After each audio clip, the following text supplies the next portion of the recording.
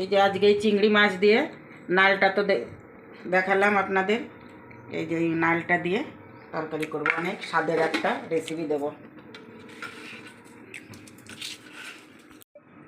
তেজপাতা, শুকনো লঙ্কা, রাঁধুনি, এই দেখেন রাঁধুনি আর জিরে,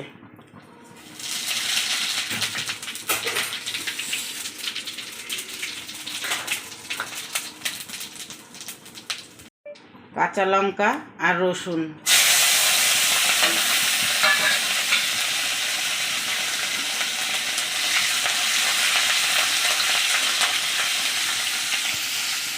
একদম সাদা সিম্পলভাবে করব। এক থালা ভাত খেতে পারবেন এইটা দিয়ে। এই যে এখানে আধা কিলো চিংড়ি মাছ আছে, মাছ কটা সব ঢেলে দেবো।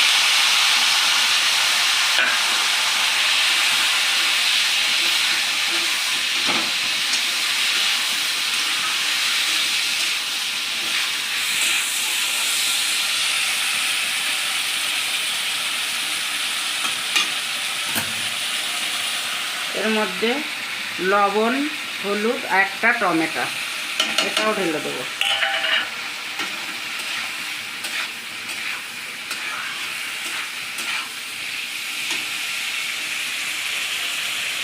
এর মধ্যে আমি কটা এই যে কাঁচা ধনের পাতা দিয়ে দিচ্ছি।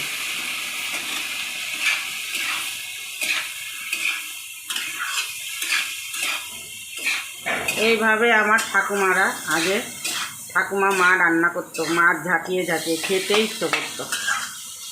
মাছ কটা ভেজে নিই। এর মধ্যে আমি বেশি জল দেবো না, নাল থেকে জল বেরোবে, অল্প একটু জল দেবো।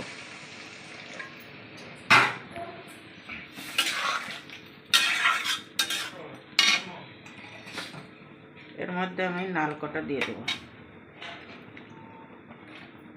নাল দিয়ে কিন্তু জল বেরোয়, জন্য জলটা বেশি দিতে হয় না, অল্প জল দিলে ভালো হয়।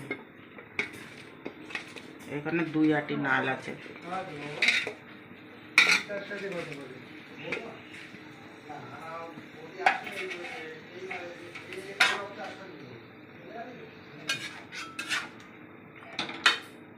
এটা একটু ঢেকে দেবো।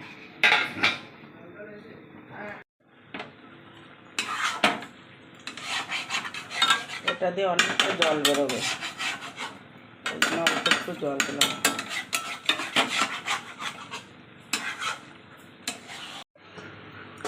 দশ মিনিট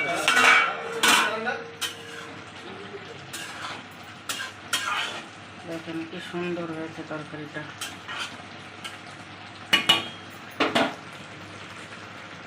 দেখতেও যেমন হয়েছে, খেতেও তেমন লাগবে।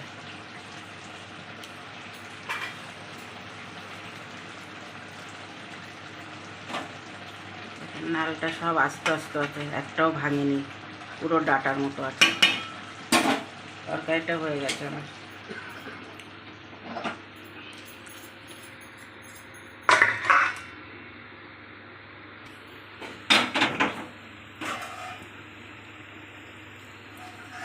নালটা পুরো ঘাটা ঘাটা হয়নি, আস্তে আস্তে আছে নাল, পুরো ডাটার মতো।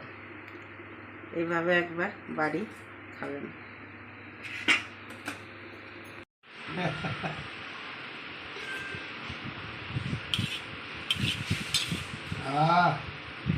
ভালো হয়েছে দাদা?